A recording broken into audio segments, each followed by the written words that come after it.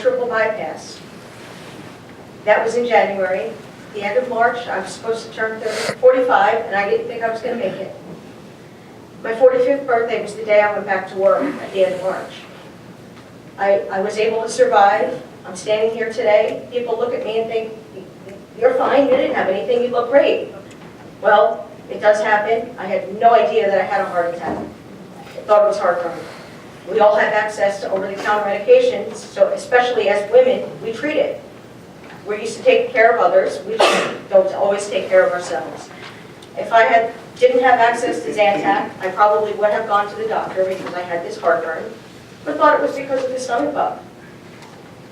So there are lots of things out there that we tend to ignore that we really shouldn't, because if I ignored the pneumonia that I thought I had, that really was congestive heart failure, I probably wouldn't be standing here today encouraging women to make sure that they get checked out, and men as well.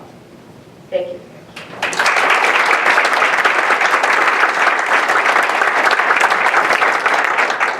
Christina, thank you, and we wish you many, many more birthdays. Thank you. I'd now like to present a resolution to Christina and all of our participants in Heart Month. As we call your name, if you could come forward, we'll get a group picture with everybody and present these certificates. From Mainline Health today, we have Dr. Maribel Hernandez with us. Welcome. Deborah Mantango. Heather Forgione. And Teresa Fiorelli. From Mercy Fitzgerald Hospital, we have Lauren Carlin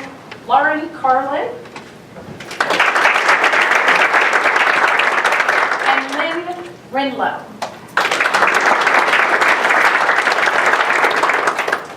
And from Crozier Keystone Health System, we have Dr. Ansel Jones, Lauren Catino, volunteers Judy Young and Jan Hodges. I think they're outside doing blood pressure. And then we also have from Delaware County Council our Senior Medical Advisor, Dr. George Abedian. And our Director of the Department of Intercommunity Health, Laurie Deborah.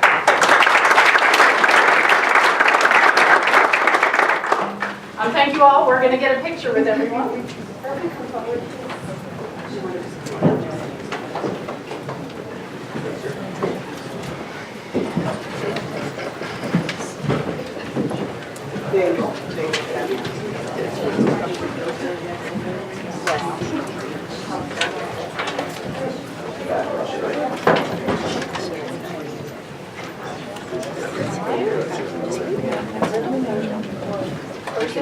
Mercy.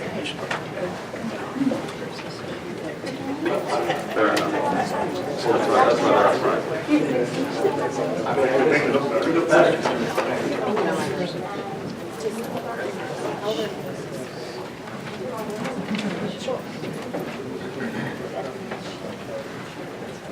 The person in red.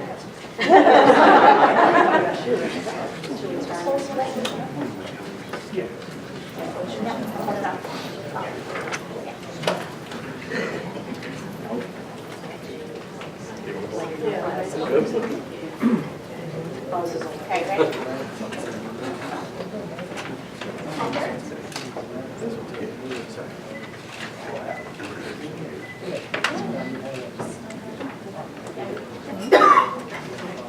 Great, thank you so much.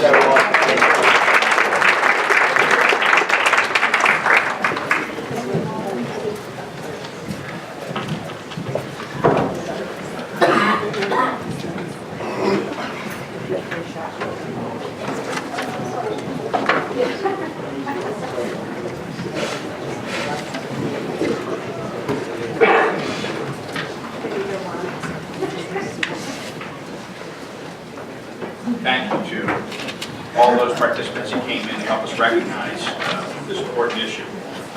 Reach Turning to our agenda, I'll recognize Vice Chair Morone for number 5.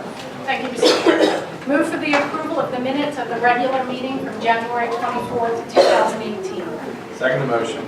There is a motion and a second. Is there any discussion on the motion? I'd just like to recognize the amount of work that Ann must have put into putting together these minutes. I think it was about 30 pages, so thank you for that. I think they're very thorough, and I approve. Delaware County's new Book of the Month Club. That's right. Any other discussion on the minutes? Hearing none, all those in favor of the motion say aye. Aye. Any opposed? The ayes have it. Item number 6, we'll recognize George Troilo, our Director of Purchasing. Morning, members of council, ladies and gentlemen. I'm here requesting the council's approval to advertise for bids for hand soap and sanitizer for Fair Acres. And just to give a little history, this is a yearly recurring contract that we put out to bid. Last year, we received council's approval on January 11th. We mailed the invitation to bid to 18 vendors, advertised on the county website, advertised in the Philadelphia Inquirer Belco edition on January 19th and January 26th, 2017. We received 5 responses back. Bids were opened on February 8th, 2017 by the bid opening committee here in this room at 9:30 before the council meeting. And the contract was awarded to the lowest bidder. And I'm just seeking approval to redo that process. Thank you, Mr. Trullo. Move for the authorization to advertise for bids to furnish and deliver hand soap and hand sanitizer for Fair Acres Geriatric Center in Lima, Pennsylvania, County of Delaware, for a period of 1 year. Second the motion. There's a motion and a second. Is there any discussion on the motion? Hearing none, all those in favor signify by saying aye. Aye. Any opposed? Ayes have it. Thank you. Thank you. Have a good day. Item number 7, we'll recognize the County Treasurer, Jack Dow.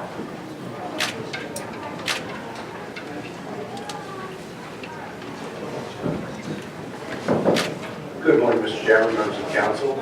Today I'm with Nicole Fisher, our office manager, whose job is to work on these refunds, so if there's any specific questions you need, she's here to answer them. Today, over the course of the year, property owners overpay their taxes. After supporting documents is received, we request the council to refund these people, and that's why we're here today. We have 10 people from 2017 taxes that overpaid, and we're asking for the approval to refund these monies. Thank you. Thank you, Mr. Dell. Move for the approval of Central Tax Collection Department request for refunds for the year 2017 county real estate taxes for 10 property owners due to the overpayment of taxes due. Second the motion. There's a motion and a second. Is there any discussion on the motion?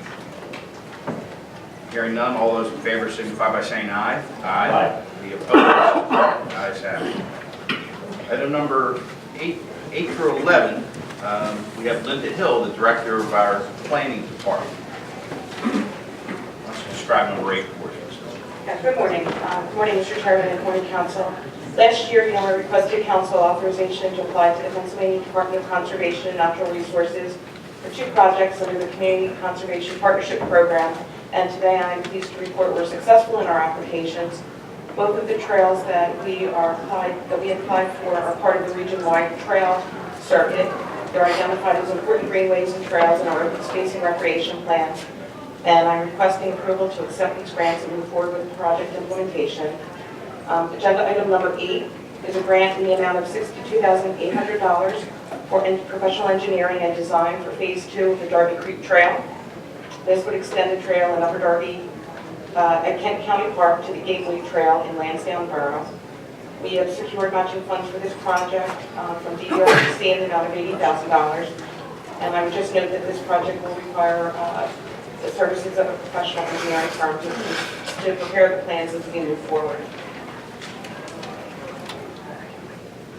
Move for the approval to accept a grant from the Pennsylvania Department of Conservation and Natural Resources for the Darby Creek Trail Phase 2 engineering grant for the term of January 1st, 2018 through December 31st, 2020, in the amount of $62,800, subject to solicitor's approval. Second the motion. There's a motion and a second. Is there any discussion on that motion? Yes, Mr. Chairman. Yesterday during our meeting, I asked you about plans for the Chester Creek Trail and the extension of that, and I'd like you to, if you could, to speak for the record today as to where we stand on the extension of the Chester Creek Trail. Right, so yesterday I mentioned that we had secured a grant from the Pennsylvania DCNR for engineering services for that. There has been a draft RFP prepared, and we are getting ready to go out to that. And I don't have a timeline, but it will be sooner rather than later. Is there any further discussion on item number 8? If not, all those in favor of the motion say aye. Aye. Any opposed? The ayes have it. Number 9, Ms. Murphy. Agenda item number 9 is a request to accept a grant in the amount of $35,000 for a feasibility study to provide a trail linking 3 county parks, Smedley Park in Springfield Township with Glen Providence and Mineral Hill Parks in Upper Providence through a trail through Media Borough. The county will be matching this grant with in-kind services of planning department staff. We'll be securing limited professional services at a later date to help us determine the link to the trail on either end, linking them to the park. I'm requesting approval to accept the grant for implementation. Thank you, Ms. Hill. Move for the approval to accept a grant for the Media Smedley Connecting Trail feasibility study from the Pennsylvania Department of Conservation and Natural Resources in the amount of $35,000 for the term of January 1, 2018 through December 31st, 2018, subject to solicitor's approval. Second the motion. There's a motion and a second. Is there discussion on the motion? Yes, Mr. Chairman. Ms. Hill, just very briefly for those in attendance, for their application and for ours, could you just speak about the process? You talked yesterday about the 3-stage process that we must go through before there's actual construction. So trails generally go through 3 stages depending on how complex they are. It's generally a feasibility stage where you determine whether or not there is actually a method and a way, physically and financially, to complete a trail. There's, once that's determined, there's engineering studies, which is an actual engineering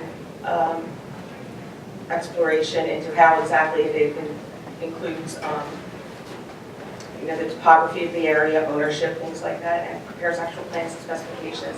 And then hopefully the final stage is construction. That sounds pretty simple, but we're finding that these trails in the urban, the built environment that we have in Delaware County are complex most of the time.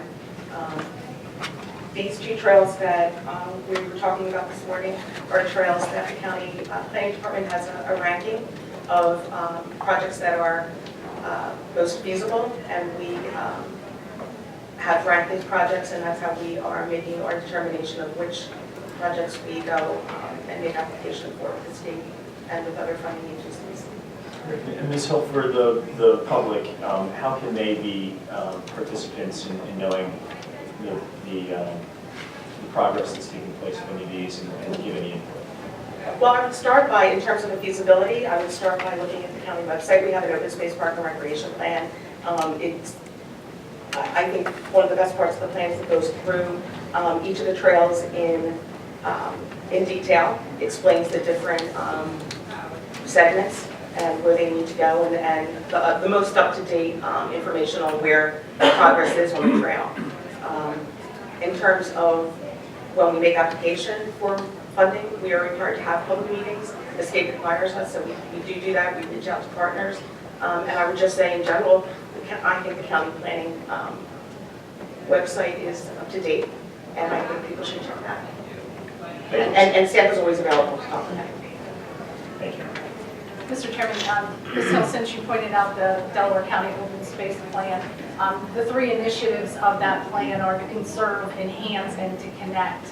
And since 2015, your department has worked with the state and various municipalities to to bring in more than $8.7 million into Delaware County to work on 119 acres of trail systems that currently exist in Delaware County, and continue through the efforts that we're approving today here to continue developing trails and open space in Delaware County. And I just think that that's great work that the county and your department has done to continue the emphasis on conserving, enhancing, and connecting open space in Delaware County.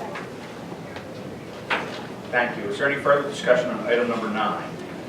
If not, all those in favor of the motion say aye. Aye. Any opposed? The ayes have it. Thank you very much. Ms. Hill, you're still up to bat on I that. am. Next, I'm requesting the council take any final public comments, and then if appropriate, adopt the historic preservation component of Delaware County 2035. That's the county's comprehensive plan. And as you all know, the Delaware County 2035 is a land use policy framework. It sets the overall vision for the county through 2035. It was adopted in late 2013. It's being completed in component plans. This is the 4th component plan to be adopted, and the final one, the housing plan, here's the last one, is just underway. By way of background, we recognize that the aesthetic, cultural, and economic benefits of preserving the community's heritage is well documented.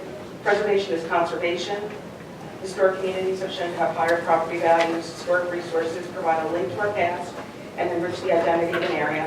Of course, many of our municipalities have historic resources that are tourist attractions, and they garner an economic benefit from them as well. This plan provides important guidance to our municipalities to help realize those benefits. Like all of our plans, they identify 3 overarching goals: to identify, protect, and promote our resources.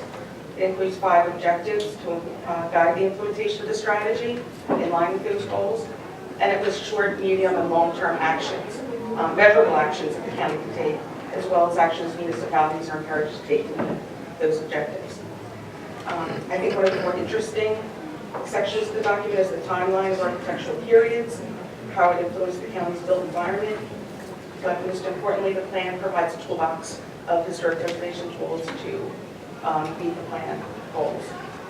The notice of the hearing and the adoption was advertised twice in the Philadelphia Inquirer. It follows a 45-day public comment period as required by the PA Municipalities Code, and I'm requesting that you take any final public comments and adopt as appropriate. So before we get into any sort of motions to consider it, as Ms. Hill described, a plan that the planning department has been working on in conjunction as a component part of our comprehensive plan for some time. We've had a public comment previously that has been submitted, but the requirements are, and we certainly want to hear any public comment today, specifically on the proposed plan as described by Ms. Hill. So if any member of the public has any comments on the comprehensive plan, the historic preservation plan component of the comprehensive plan, we would ask you to please step forward now and just give us your name and address and provide us with your comments. All right. If we don't have any, then I will recognize Ms. Marone for a motion. Move for the approval to adopt the Delaware County Historic Preservation Plan, a component of the Delaware County Comprehensive Plan for Delaware County through 2035, subject to solicitor's approval. Second the motion. There's a motion and a second. Is there any discussion on the motion? I just want to say we have looked at that, and thank you, Linda, and your staff for all the hard work that's gone in since we adopted several years ago the 2035 plan and then the different component parts. I think it's been a great improvement, road mapping for Delaware County in various areas, everything from open space and economic planning and development through historic preservation. What components do we have left? Housing. Housing. So, and that's the last component, I believe. Housing. And then we're back to the beginning again, right? Is there any further discussion on the motion? If not, all those in favor signify by saying aye. Aye. Any opposed? The ayes have it. Thank you. And then lastly, item number 11 on the agenda, so I'll have to describe those. Yeah, I just want to make sure that I thank the 7-member steering committee that participated in the historic preservation plan, and also recognize the planning department staff who worked so hard on this over the last 18 months, as well as other members of local organizations and certain communities that have worked with us on this plan. Yeah, we certainly want to recognize it. It's, when we look at it here, it's just several minutes, you know, that we talk about it, but we know there's been weeks and months and hours and all kinds of work that has gone into it, so thank you. So the last action I have today is, as you know, back in February last year, the county adopted a related property demolition ordinance to create a fund that's financed through fees on recorded deeds and mortgages. To date, the fund has generated more than $415,000 for demolition activities. Today, I'm requesting funding for this program for the demolition and clearance of 3 blighted structures. I'm requesting approval of $90,000 for the demolition and clearance of 508 Orchard Avenue in Yaden. Approval of $20,000 to Aspen Township for the demolition and clearance of 2360 Mount Road. And finally, I'm requesting an additional $11,000 to Nether Providence Township for demolition and clearance of 805 Forest Lane for a total project cost of $53,000. And I'm requesting their approval. Thank you, Ms. Hunt. Move for the approval of the following municipal grants to the demolition fund. Approval of $90,350 for the demolition and clearance of 508 Orchard Avenue in Yaden Borough, subject to solicitor's approval. Approval of $20,000 for the demolition and clearance of 2360 Mount Road in Aston Township, subject to solicitor's approval. And the approval of an increase of $11,000 of funding for the demolition and clearance of 805 Forest Avenue in Nether Providence Township for a total project cost of $53,000, subject to solicitor's approval. Second the motion. There's a motion and a second. Is there any discussion on the motion? Ms. Hill, I just have a question on this. How many townships that have a project that they would like to seek funds for demolition, how does that work? And are there any municipalities within the county that don't follow through this procedure? So in the past, communities have been able to utilize community development block grant funding for this project. In the last year or so, when these fees were established, we started making available a new application process that didn't come with all the federal requirements. So that application is on our website. The guidelines are also on the county community development website.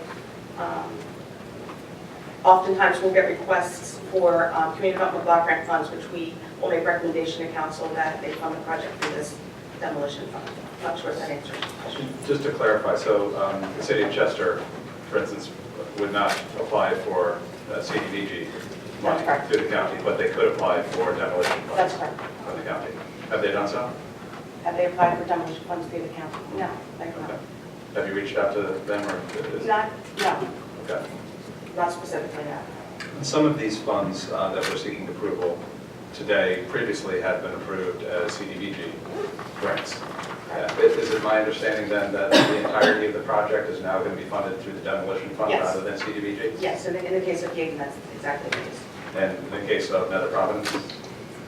In Nether Providence, it was always a demolition fund project. Was always a demolition. I believe so. I think they submitted a CDBG application. As I mentioned yesterday, the fund has been in existence for almost a year now. It took a while for us to generate enough funds to actually make it available Okay. to municipalities, so. So the monies then that previously had been earmarked as CDBG monies for Yaden, for instance, the $90,350, now that's going to be paid out of the demolition fund. What then becomes of that money? Does it go back into the CDBG pot and Goes we? back into the CDBG pot. We'll start that process later next month. So we don't reconsider previous ones that we had maybe declined? We use that prospectively rather than retrospectively? Yes, I would say yes. Ms. Hill, the source, you may have mentioned this already, the source of the demolition funds is what? There are funds that are paid to the recorder of deeds, $15 fee on recorded deeds and mortgages. That was pursuant to legislation. State legislation, new state legislation as of last year allowed us to do that. What's the current balance I after? think $270,000. Thank you, Yeah, Ms. Hill. just speaking on this, I think, about a year ago, the council adopted the ordinance that opted to impose that fee, on documents that were recorded. As we've seen through the years, there's a special category of CDBG funds that are for demolition or blight removal and also historic preservation. Those funds for many years have dwindled, as have the monies for the CDBG program. So I think it was, just speaking for myself, important for us last year where we have seen more and more requests from municipalities for these types of demolition projects. And to create that fund in order to be able to have municipalities, as you can imagine, often these things come up suddenly. Sometimes they're on an emergency basis. I recall last year Darby Borough had a collapsing house. It was an emergency basis and we were able to assist them. So I think that this fund will be very useful to our municipalities.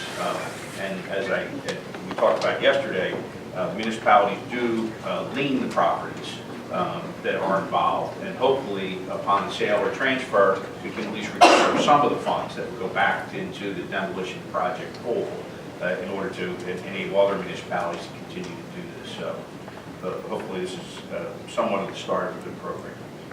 If I could just add, I think just given the new nature of this process and the demolition fund, it might be a good idea to make sure that every municipality is aware of it. Because, it certainly is a good idea, and I think we should.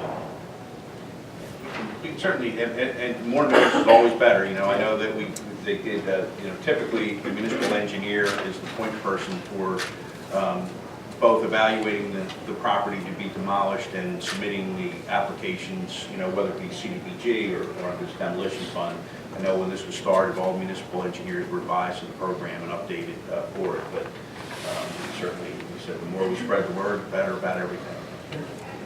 Is there any other discussion on item number 11? All right, hearing none, all those in favor signify by saying aye. Aye. Any opposed? The ayes have it. Thank you very much. Thank you. Item number 12 will represent our Director of Public Works, Jack Beerley.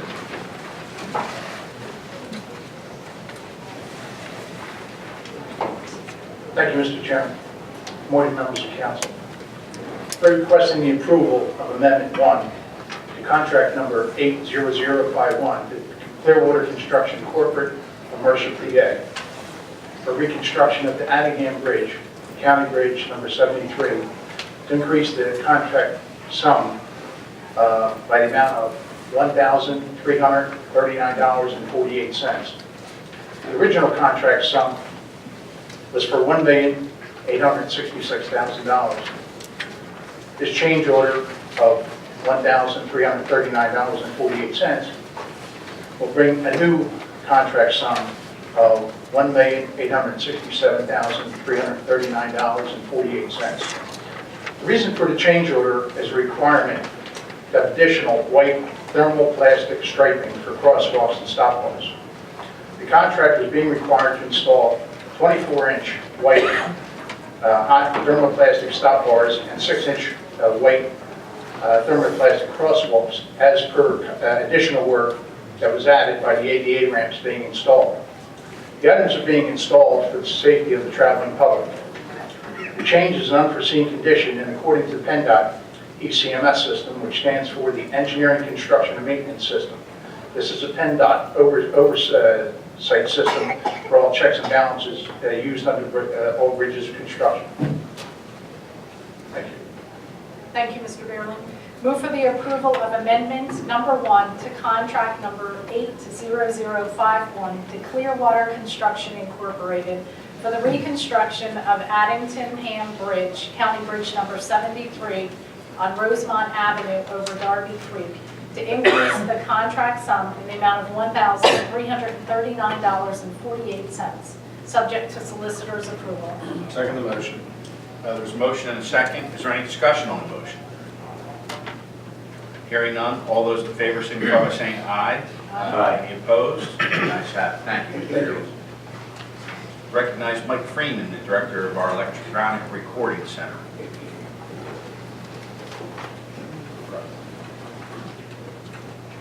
morning, everyone, ladies and gentlemen. I'm here to request that our annual support service agreement be approved for 2018. Electronic Recording Center utilizes CourtSmart digital systems for recording all audio for hearings in our county courtrooms. CourtSmart installed the system in 2007 and has been providing us with 24/7 support ever since. CourtSmart does daily maintenance checks and supplies various updates and security patches whenever available or needed. They also provide customer service if we have any problems in the courthouse, in the courtroom, excuse me. It is necessary to have this support because if there's ever an issue in any courtroom, we need it to be addressed immediately. We cannot afford any downtime for support because in the common police court, most courtrooms are booked every single day. So having any one room down for any extended period of time will cause a major disruption with scheduled criminal and civil hearings. CourtSmart is the only company able to provide us this support because they own recording software and want to support hardware that they install.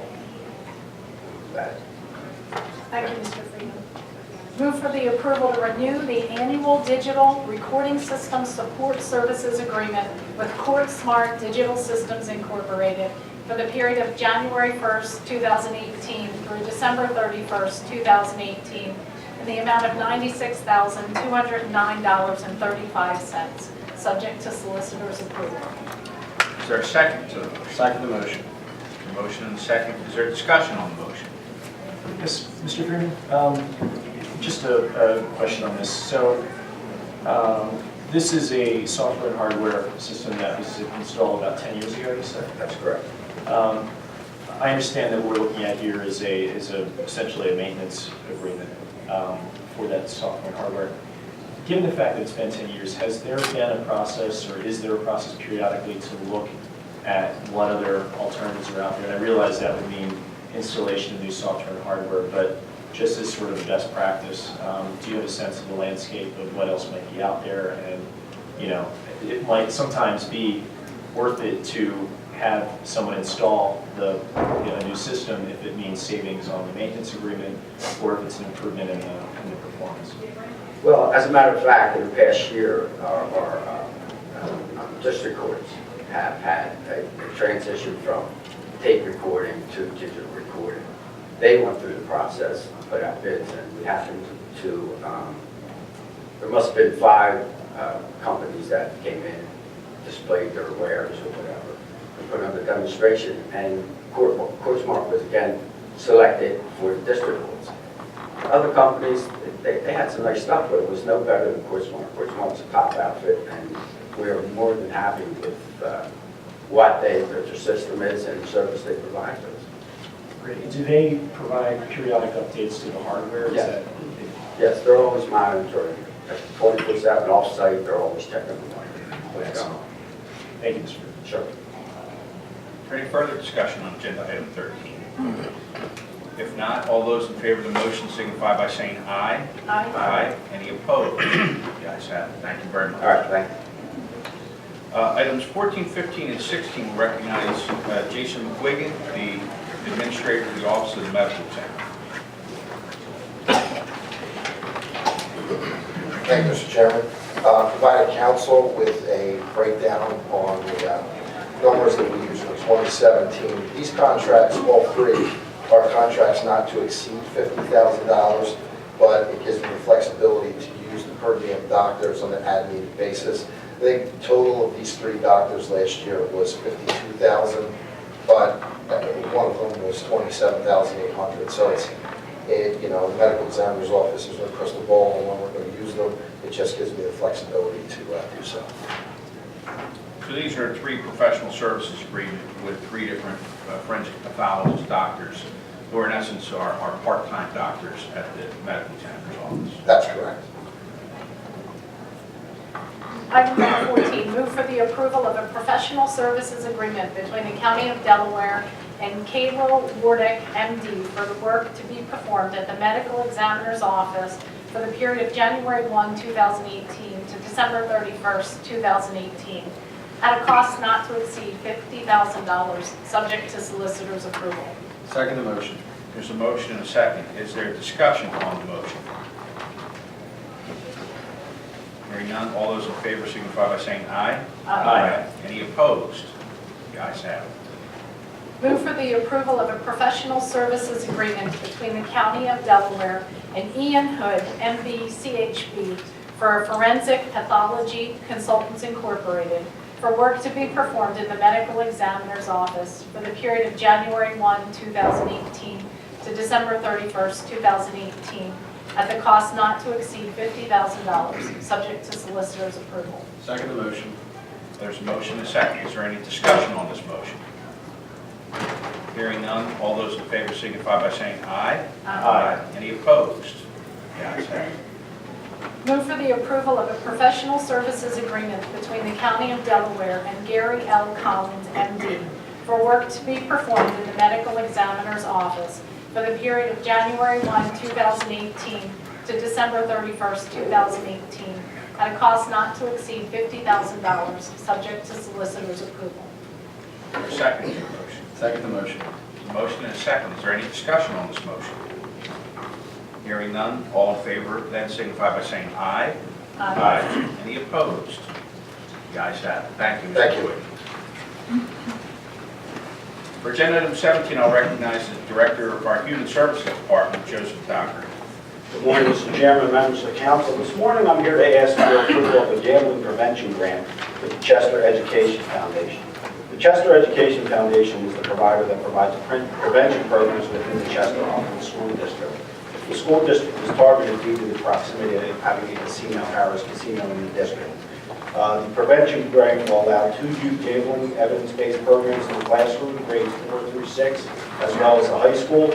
Also, it involves information dissemination at health fairs and various school events, and assistance with the PA Youth Survey for the district.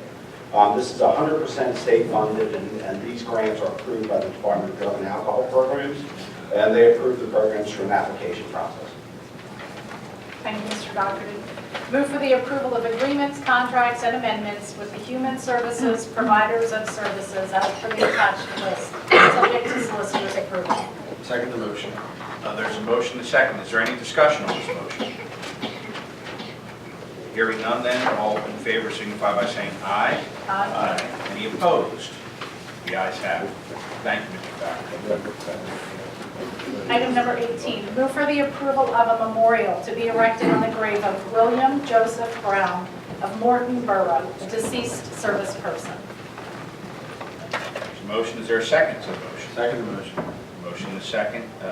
Is there any discussion on the motion? Hearing none, all those in favor say aye. Any opposed? The ayes have it. Item number 19 is a matter that was tabled from our last week's meeting. And I'll recognize first Ms. Barone and Mr. Mack for discussion on this item. Thank you, Mr. Chairman. We had conversation on our recommendation from the meetings committee at last week's meeting. We have gone back and made some slight revisions to the recommendation. We would like to present this memo that was presented to council yesterday with the updates to move forward and present a motion on that item to accept these recommendations of the meetings committee. I don't know how you guys want to do it, but do you want to provide a summary of what the recommendations of sort of the report full was read last week, but we can, not to limit you, but provide the highlights or summary of what we're talking about. I think the recommendations are that the holiday schedule remain unchanged, that the meeting frequency remain unchanged, that the day and time of our meetings remain unchanged, but we would begin the posting of agenda meetings.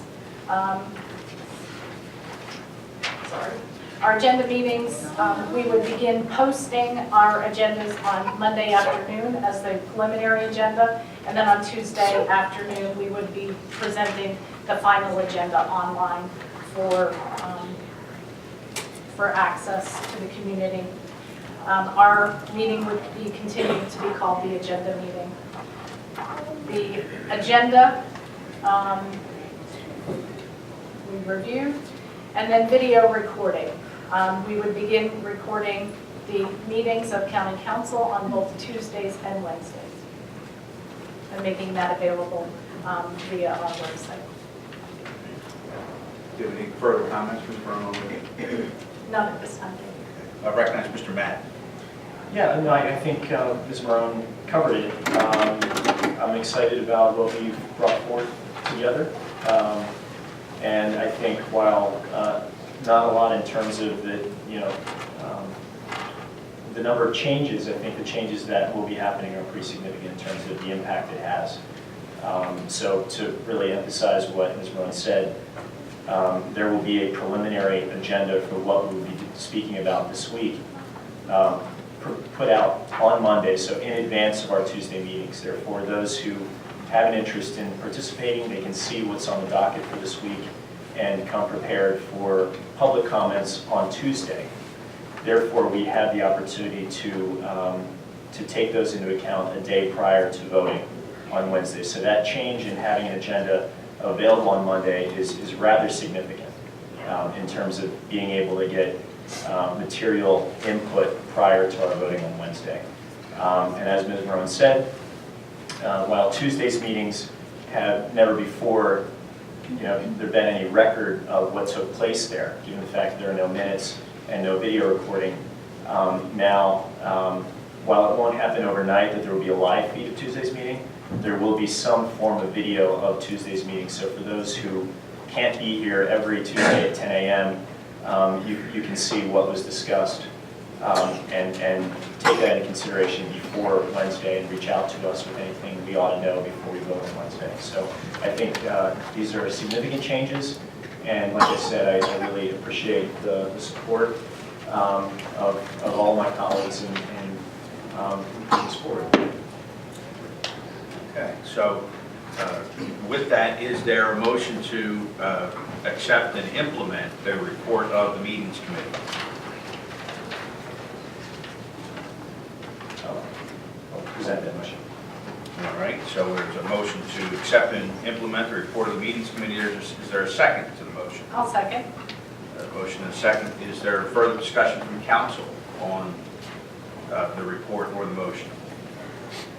I guess I'd offer a few comments, Mr. Chairman. Number one, I share Mr. Ben's appreciation for my colleagues on County Council to bring some more transparency and public awareness to what we do here in our meetings. I think that everyone will be riveted by these meetings on a weekly basis. But in all seriousness, there are from time to time issues that arise, and perhaps people only become aware of those issues after the fact, and having a comprehensive recording of what transpires in the meetings will allow citizens to go back after the fact if they weren't able to review what was going on at the time, to determine what was actually said and done at County Council. Two other points I guess I would like to make. I raised some concerns, and I'd like to put them on the record again, regarding the use of vacation days by county employees on both the primary day and election day. We spoke last week about how that was sort of tradition, and that many county employees still had to work on those days to make sure that the function of the elections was a smooth one. And I mentioned last week that seemed perhaps unfair to the county employees, that we give them a vacation day but then expect them to work. So I would once again suggest that when the labor agreements come up for reconsideration, that Mr. Mkosi speak with County Council about the prospect of not making those vacation days mandatory, but allowing people to choose as to whether or not they wanted to take vacation days on those days or to use them at some other time during the year. The other point that I'd like to make is regarding the meetings that occur in the evening outside of these chambers. I mentioned last week that I believed that more than 3 meetings a year should occur during the evenings. I recognize the logistical complexities of conducting those meetings, but I believe that the benefits to the citizens of Delaware County outweigh the logistical concerns. So I would advocate that we have more than 3 meetings a year outside. And also I would reiterate my request that we figure out when those meetings are going to be for 2018 sooner rather than later, so that people can plan accordingly. I think that's all I have. Thank you. Mr. Chairman, I have a question for Ms. Grace, if it's appropriate. Ms. Grace, if someone works on their day off, they're given comp time, or if they're salary, or if they're hourly, they're given overtime for that, correct? They're not getting cheated out of it? Yes, no one is, and actually, these are holidays, they're not a vacation day, so if someone doesn't take a vacation day, I know it's just, language, someone's not taking a vacation day, they're taking a holiday, and they would be compensated for that day, so they are not losing those numbers of days. They just would have to work on that day because we're responsible for administering the elections. Thank you. Yeah, so to be clear, I think the proposal is that in lieu of having these be set holidays, that we provide to our workers 2 additional vacation days. And if, because of the nature of their job, they do need to be here working on those days, so be it, but they now have these 2 extra vacation days. So I think we want to be fair, but also not necessarily look at as primary and the general election days being something that needs to be a holiday. Ms. Phillips, can I ask you to perhaps, I appreciate Mr. Culp's point, could I ask you to perhaps take a look and report back as to how many employees were actually given comp time, or comp pay, I should say, for working on the primary day and the election day? Would that be something that's in your purview? I will check with our people that handle payroll and see if we can pull that information. Thank you. All right, is there any further discussion? I just want to say thank you once again to Ms. Marone and Mr. Madden for pulling this together. I think the types of changes that are proposed are well due, and I think, just personally speaking, I'm very supportive of them. And like I said, thank everybody that we've got this sort of renewed discovery interest in county government. We welcome everybody to our meetings and look forward to implementing these new procedures. So if there's no further discussion, all those in favor of the motion say aye. Aye. Any opposed? The ayes have it. Thank you. Item number 20, the report of the Pipeline Response Committee. This is something that was brought to council last week. There was a discussion, and I did appoint myself and Mr. Zidek as members of this committee. We have had the opportunity to sort of exchange some written information. I'll report, and I'll ask Mr. Zidek also to report. I think we can safely say that we don't have a meeting of the minds in the time given in the 1 week since this came up. I think we both have recommendations to make to council about how to handle things. I think both involve looking at further ways to study public safety as it relates to pipelines, and specifically the Mariner East 2 in our county, but certainly takes perhaps different approaches about how to do that. So I wanted to just start off by saying, initially I want to state that I do support the Mariner East projects. I have publicly stated that before, and I'm not going to run away from that based upon the topic that we're talking about now.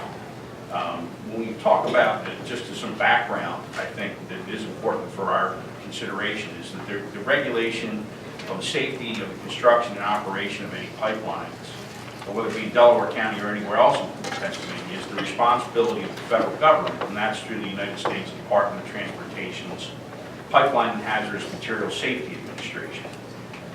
Also, there's a role that is played for the safety of the construction and operation of the pipeline by the Pennsylvania